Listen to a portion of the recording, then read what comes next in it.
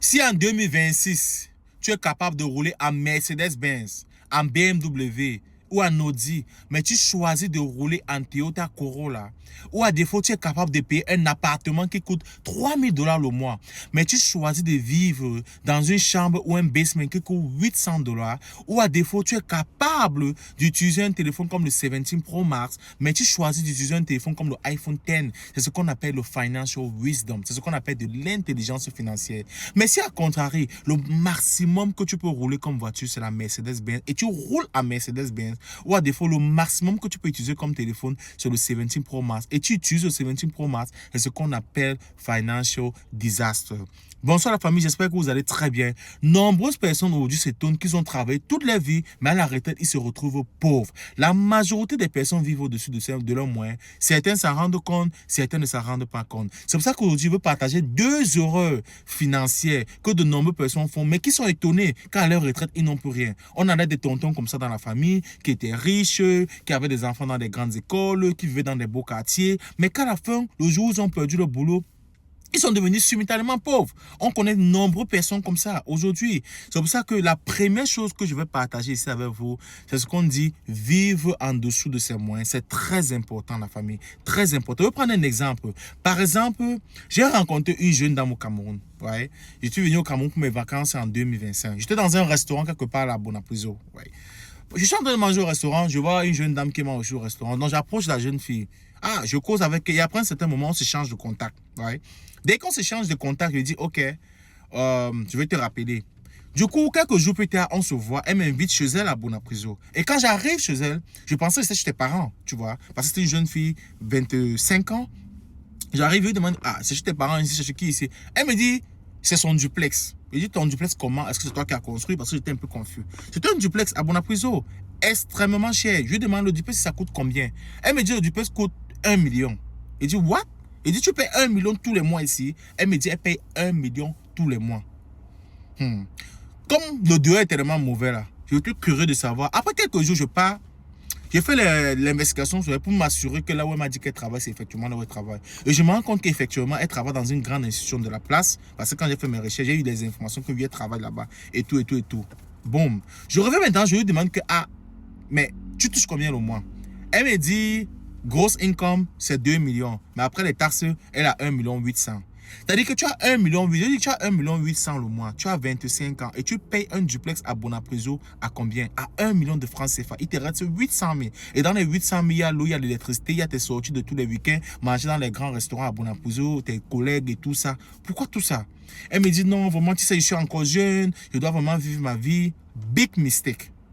Big mistake. Et c'est pour ça que vous voyez, les personnes deviennent pauvres dans leur vie. Parce qu'en fait, je lui dis que pourquoi tu veux vivre là? Pourquoi tu ne prends pas un appartement à Bonamoussadi? Pourquoi tu ne prends pas un studio qui coûte 60 000 quelque part, qui peut te permettre de garder 1,5 million tous les mois et vivre sur 300 000? Pourquoi tu ne prends pas un studio de 60 000? Elle me dit non, qu'est-ce que mes collègues vont dire? Qu'est-ce qu'ils vont penser? Que je vis dans quel quartier comme ça? Je suis un grand cadre supérieur, je ne peux pas faire ça. Big mistake. Et c'est comme ça que les gens vivent aujourd'hui. Les gens vivent sur les yeux des gens. Sur les yeux des gens. Je lui demande, tu saves combien tous les mois? Combien tu gardes dans ton compte tous les mois? Elle me dit non, elle garde parfois à la fin du mois, elle peut garder 150 000. Tu imagines une femme qui coûte 1 million, qui touche 1,8 million et qui ne peut garder que 150 000 à 200 000 au mois. Ça, c'est les mois même qu'elle ne sort pas beaucoup. Hein. Parce qu'elle me dit qu'il y a les mois qu'elle sort tellement que parfois elle part à minus. Ça veut dire qu'elle a tellement, elle a utilisé plus d'1,8 million le mois là. Et le mois prochain, elle doit prendre une partie de son salaire pour compenser le mois précédent. Vous imaginez comment les gens vivent.